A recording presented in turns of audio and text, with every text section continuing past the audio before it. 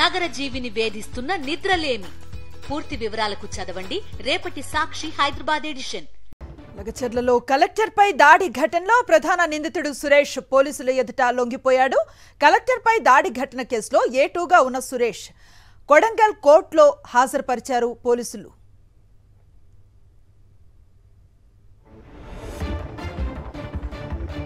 మరింత సమాచారాన్ని అందిస్తారు మా కరెస్పాండెంట్ విక్రమ్.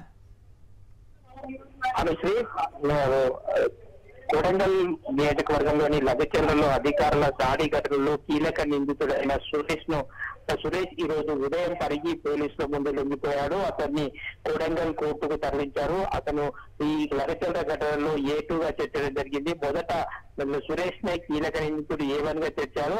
దాని తర్వాత రాజకీయ కుట్ర కోణంలో పోలీసులు దర్యాప్తు చేశారు.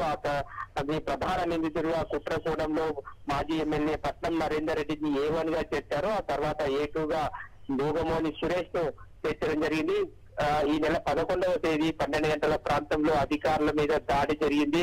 ఆ తర్వాత 4 పోలీసు బృందాలు సురేష్ కోసం గాలింపు చర్యలు చేపట్టారు. ఈ రోజు ఉదయం సురేష్ పరిగి పోలీసుల ముందు లొంగిపోవడంతో కోర్టులో హాజరుపరచడం జరిగింది.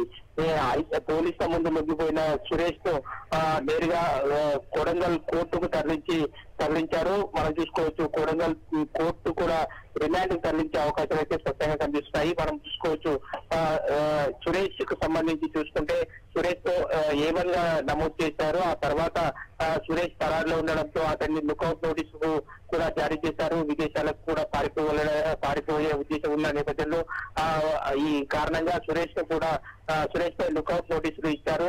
ఈ రోజు ఉదయం లొంగిపోయిన తర్వాత నేరుగా కొడంగల్ కోర్టుకు తరలించడం జరిగింది.